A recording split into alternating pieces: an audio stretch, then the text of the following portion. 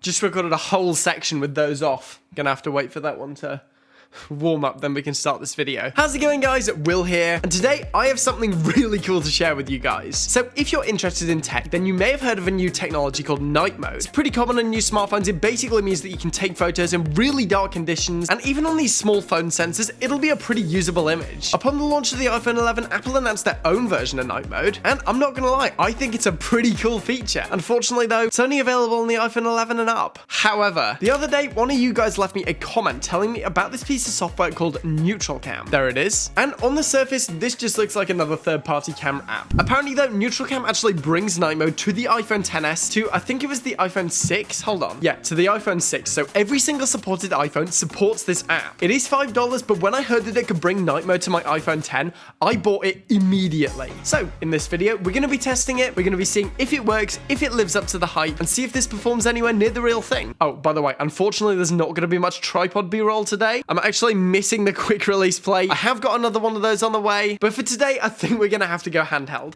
All right, so let's go test this app. So as we can see at the moment, it's currently the middle of the day. I'm gonna do an extreme low light test, but for now we're just gonna try to find some dark areas. Seeing as this is the UK, shouldn't be too difficult. Okay, let's go. Right, so I thought we'd start off in here, because it is kind of dark, especially if I turn off all the lights. I've got the blinds closed, and I thought for this first shot, I would take a photo of the desk that I'm using in my A-roll now. Gonna go just turn this light off.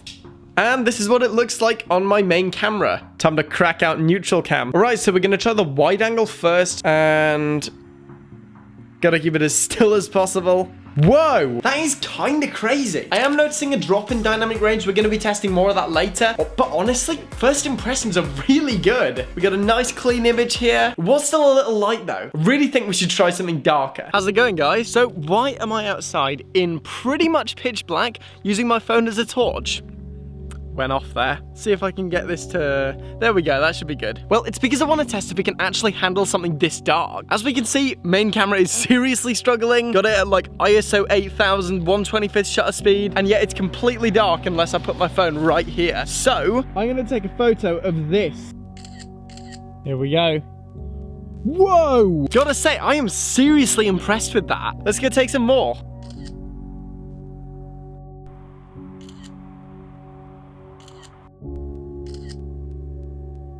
Right, so we're in my hallway at the moment because there is this big glass door. And this time we're gonna try both focal lengths. So first, we got this one. It's so hard to keep it steady. Okay, so yeah, the dynamic range isn't the greatest. Let's try that 2x crop one now. That does look a little better. I think that's just because I was focusing mainly on the bright bit, but still we can see a loss of detail in those highlights. All right, so let's move on to the next test.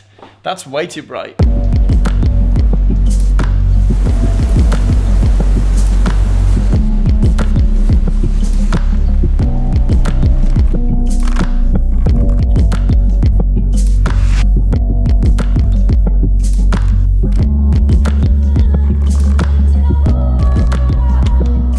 So, now that it's properly dark, and my main phone's out of battery, I thought we'd test out the app on this iPhone 6s, because it is supported. As I said, it's supported down to the iPhone 6. Realistically, the iPhone 10 is still a relatively new iPhone, so I want to see how well the app works on a significantly older iPhone. Let's go try that out. Just finished installing it there. This is what it looks like, by the way, when you first set it up. I didn't show this.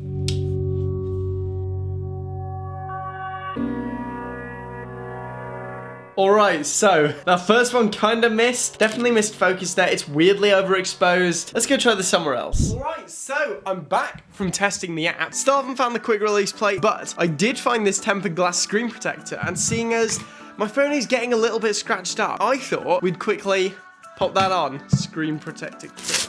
Oh, I'm not very good at this. I lost the oh no. First of all, we wipe the screen. All right, now we're gonna use prep pad. That's what it's called, the alcohol prep pad. Got that nice and clean. Now let's dry it again with the microfiber cloth. Some people like to follow a method when they do this. I personally just like to go berserk. Couple of circles, throw in a few horizontals. There we go. That's the cleanest my phone screen's been in, what, 3 months? Dust absorber. Now, let's make sure that this is nice and clean. So, I should have really taken this into my bathroom. A fun tip, if you turn your shower on to like a hot setting for a couple of minutes, all the dust will fall to the floor. So this will be a lot easier.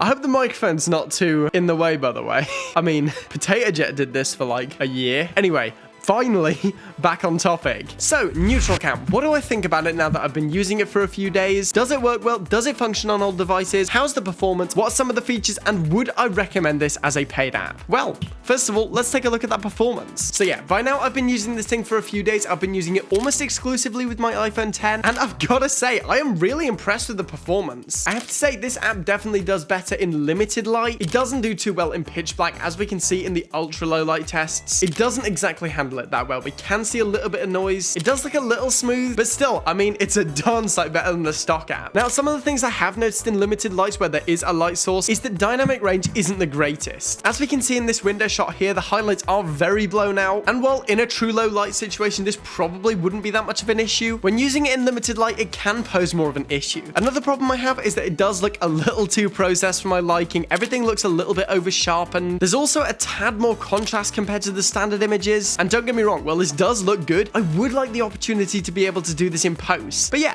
in low light with my iPhone 10, I am very pleased with this app. Next, let's talk about some of the bonus features that this app provides. One of my favorite things that we get is the manual focus slider. I know autofocus on phones is pretty good nowadays, but I do like having manual focus, especially as this is a low light app, because as we know, autofocus is often considerably worse in low light, especially with the 6S, which we will get onto in a minute. I like the fact that you can switch focus modes at the touch of a button, and overall it just makes the camera a bit more user-friendly. Another thing that I really like about the app is that you can switch between JPEG and HEIC in the app. I wish the stock iPhone app did this. I can be keeping it in HEIC just for casual snaps, then suddenly when I want quality, all I have to do is settings, photo format, that's it. Honestly, that would be an amazing feature in the stock app. There's also a timer and a couple of sets of grids, but as for features, that's pretty much it. It is a very bare bones app. I can't complain about this though. It doesn't advertise itself as a massive camera app. It advertises itself as a low light photography app, and that it does very well on the iPhone 10. But how well does it do on the iPhone 6S? Well, honestly, it would be unfair to expect the iPhone 6S to do as well as the iPhone 10. However, there were some key problems I noticed when using the iPhone 6S with this app. First off, in extreme low light, there were some serious problems with autofocus. Compared to the iPhone 10, it is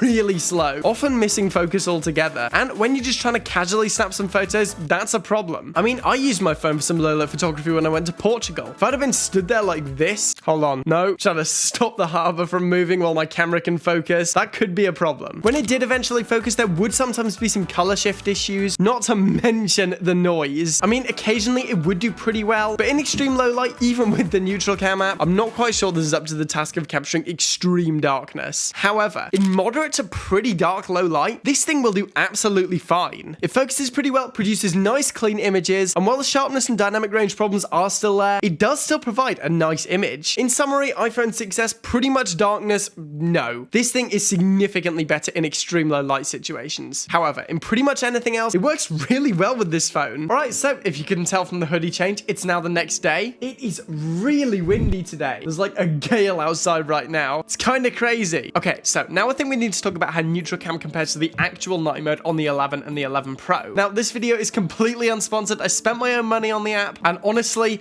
it's not quite as good. With the real night mode, we can see it doesn't necessarily get as bright in certain situations, but it's not over sharpened, the highlights are preserved, and so you don't get this weird overexposed look whenever you get some light in your frame. The actual night mode app also has significantly more customization options. As I said, with NeuralCam, it is significantly more bare bones. If I were to do any post-production on these images, I'd much rather do it with Apple's night mode. Looking at the images, there just seems to be a little bit more leeway, again due to NeuralCam putting a little bit too much contrast and a bit too much sharpening in during the processing. Now, I know the processing is to get rid of a lot of the noise, and I do think it's a good thing, but all the same, I would like the option to customize it, maybe sacrifice a little bit of that noise reduction for significantly more leeway in post. Alright, so after all that, do I recommend NeuralCam? Short answer, yes. Honestly, at $5, it's a very cheap way of potentially bringing quite a lot of life back into your older iPhone camera. And while it certainly isn't perfect, it's one of my favorite photography apps I've ever used, and probably my favorite paid app I've ever bought, probably even better than The Sims. And I love The Sims 3. I remember I had it on my iPod Touch 4th gen. I think it was Sims 3 Generations, the ones I bought. Yeah, that's the second favorite for sure. Highly recommend it if you want to take some low light photos on your phone, and I very much enjoyed using this app. Alright guys, so that brings us to the end of today's video. Let me know what you think of the new set, Bub. the way. I am planning on upgrading this mic soon. I've been looking at it for a while. I think I'm going to go with the Shure SM7B because that certainly seems to be like an endgame microphone. And I wouldn't have to have this ridiculous stand, so it's like